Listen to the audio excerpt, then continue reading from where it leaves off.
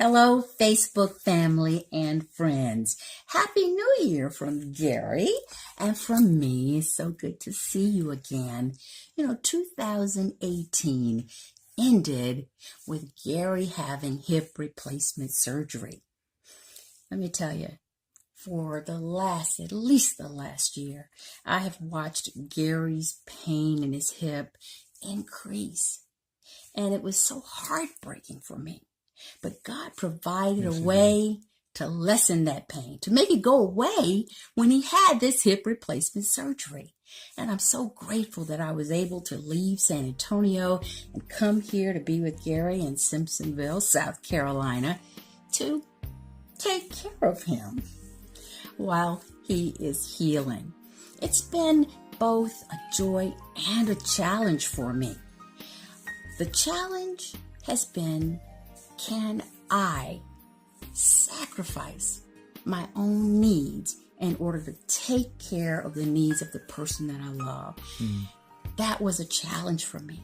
But God gave me the courage and the strength and the wisdom and the willingness to serve Gary and helping him in his healing.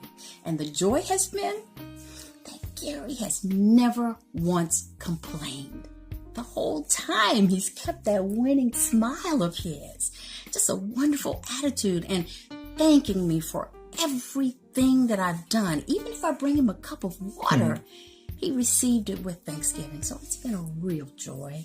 And this message that we're bringing you to today is not one about what Steph does for me or what I do for her, but it's a message of, can you take in 2019, can you take the focus off of self and give to others? Because that's the importance of our message to you as we begin this new year. A lot of times it's about me or I, and in God's eyes it should be about we and us. And that's what our challenge is to you for this new year as we enter a new phase of all of our lives. And that is to take the challenge. We all make these goals and we have these resolutions for the new year, and it's always about what I can do for myself or what I hope to accomplish. Well, take that I and turn it around into, what can you do for someone else in 2019? And it doesn't have to be somebody that you love dearly or you're very close to, but it could be a complete stranger, somebody you just met for the first time.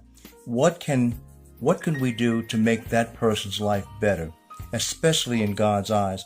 And if you don't have the strength or the wherewithal or the know-how to draw on that, ask the man upstairs to give you that strength. Ask God to give you the power of discernment. Ask him to give you the power to feel what other people are feeling, just like Steph took the time to feel what I was feeling through my pain.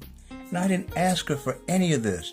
She did it voluntarily. So what I'm saying is, she learned that it's not about her, it's about us, about we.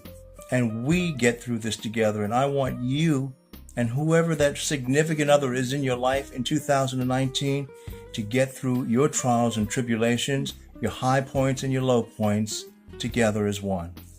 And you mentioned about God and our ability or even inability to put our own needs aside to care for someone else.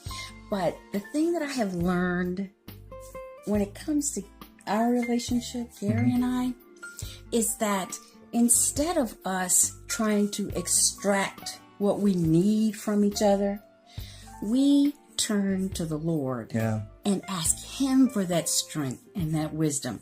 And for him, because he lives in us, for him to let that love come through us.